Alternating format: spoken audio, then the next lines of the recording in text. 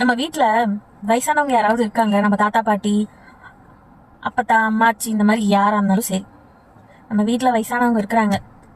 ஒரு பக்கம் அவங்கள ரொம்ப தொல்லையாக நினைப்போம். திட்டிக்கிட்டே இருப்பாங்க, இதை பண்ணாத அதை பண்ணாத அப்படி பண்ணுன்னு அட்வைஸ் பண்ணிக்கிட்டே இருப்பாங்கன்ட்டு ரொம்ப டென்ஷனாக இருக்கும்.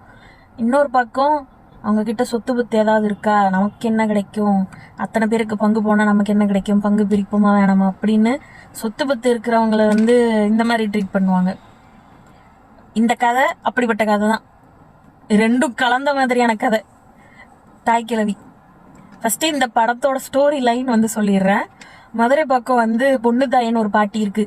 பாட்டியோட புருஷர் இறந்துடுறாரு. இறந்து போன அன்னைக்கே பசங்க 3 பேர், அப்புறம் மருமகன் ஒருத்தவன், 4 பேரும் வாசப்படியாண்டே நின்று எங்களுக்கு சொத்து பிரிச்சு கொடு, 3 மகனும் எனக்கு சொத்தை பிரிச்சு கொடுன்னு கேட்குறான். மருமகன் என் பொண்டாட்டிக்கு போட வேண்டிய 2 பவுன் நகையை போடு அப்படின்னு அந்த அம்மா வீட்டுக்காரன் இறந்து அன்னைக்கு எடுத்துட்டு போன அன்னைக்கு ராவே கேட்குறானுங்க பிரிச்சு கொடுங்கன்னு. இந்த பாட்டி சொத்தும் கிடையாது, ஒரு மண்ணும் கிடையாது, கிளம்பி போங்கடான்னு சொல்லி எல்லாரையும் துரத்தி விட்டுட்டு வட்டிக்கு காசு விட்டு ஊர்ல இருக்க ஒவ்வொருத்தன்ட்டு காலையில வீட்டை விட்டு கிளம்புச்சுன்னா அவனும் இந்த பாட்டியை பார்த்து அலண்டு ஓடுறான் தெரிச்சு. காலையில ரவுண்ட்ஸுக்கு போச்சுன்னா ஒரு வீட்டுக்கு ஒரு ரவுண்ட்ஸ் போயிட்டு வாங்கிட்டு வருது. அவனும் நகை எடுத்து உழைய வைக்கிறான், பணத்தை எடுத்து உழைய வைக்கிறான், ஒத்தருவா இருந்தாலும் புடுங்கிட்டு வந்துருது. அந்த மாதிரி பாட்டி. இப்படிப்பட்ட பாட்டி படுத்து படுக்க ஆயிடுச்சுன்னா அந்த ஊர் மக்கள் எப்படி நினைப்பாங்க, அந்த ஊர் மக்களோட மனநிலை எப்படி இருக்கும், அந்த பசங்க 3 பேர்த்தோட மனநிலை எப்படி இருக்கும். பயங்கரமான என்டர்டெயின்மெண்ட்டான ஒரு படம்.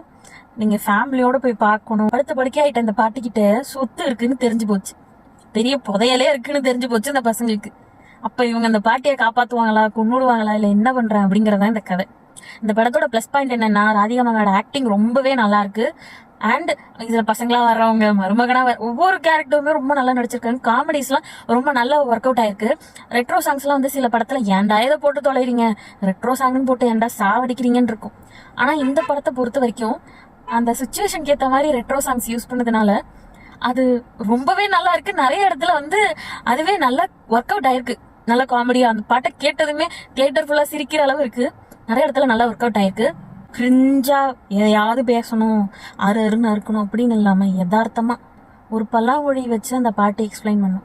அப்பன் சொத்து தருவான், அம்மா சொத்து தருவா, புருஷன் வீட்டு சொத்து வரும் அப்படின்னு எதிர்பார்க்காம உன் கையை நம்பி நீ இருக்கணும். உனக்கு ஒரு வேலை, உனக்கு ஒரு படிப்புன்னு இருந்துட்டா உன்னை யாராலையும் எதுவும் பண்ண முடியாது அப்படின்னு ஒரு பயங்கரமான சோஷியல் மெசேஜ் சொல்றாங்க. அது ரொம்ப ரொம்ப ரொம்ப நல்லா இருக்கு, யதார்த்தமா இருக்கு, எல்லாராலையும் கனெக்ட் பண்ண முடிகிற அளவு இருக்கு. அது கண்டிப்பா நிறைய பேருக்கு கனெக்ட் ஆகும்.